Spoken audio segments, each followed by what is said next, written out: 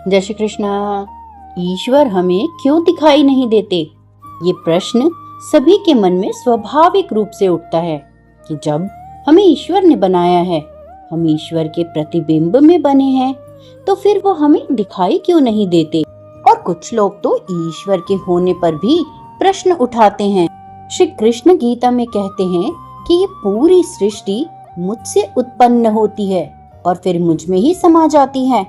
वे कहते हैं कि इस सृष्टि के हर एक कण में मैं हूँ और मैं हर एक कण में होते हुए भी इससे अलग भी हूँ।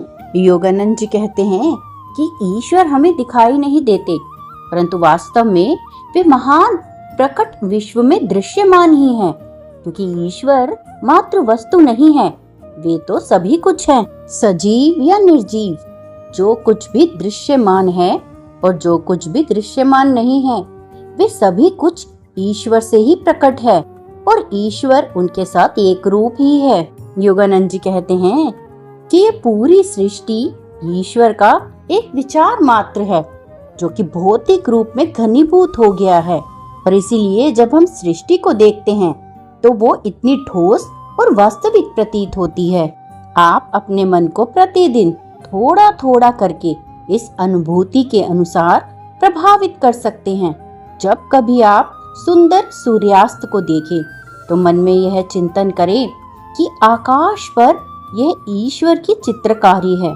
जब आप मिलने वाले प्रत्येक व्यक्ति के मुख को देखें तो मन में यह सोचें कि यह ईश्वर ही है जिसने ये रूप बना लिया है।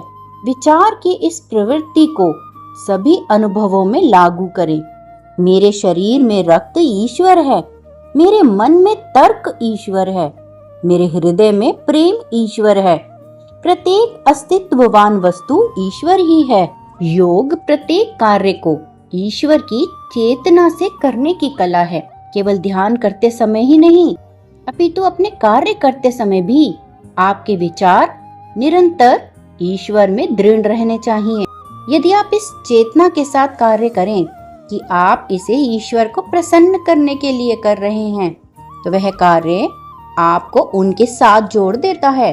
इसीलिए यह कल्पना ना करें कि आप ईश्वर को केवल ध्यान में ही प्राप्त कर सकते हैं, जैसा कि भगवान श्री कृष्ण ने भी भगवत गीता में शिक्षा दी है।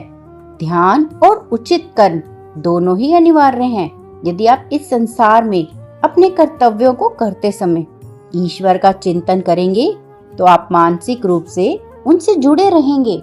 जब आप ईश्वर के लिए काम करते हैं और स्वयं के लिए नहीं, तो यह ध्यान जितना ही उत्तम हो जाता है।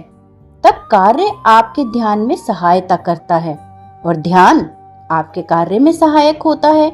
आपको संतुलन की आवश्यकता है। केवल ध्यान करने से आप आलसी बन जाते हैं। केवल कार्य करते रहने से मन संसारिक बन जाता है और आप ईश्वर को भूल जाते हैं।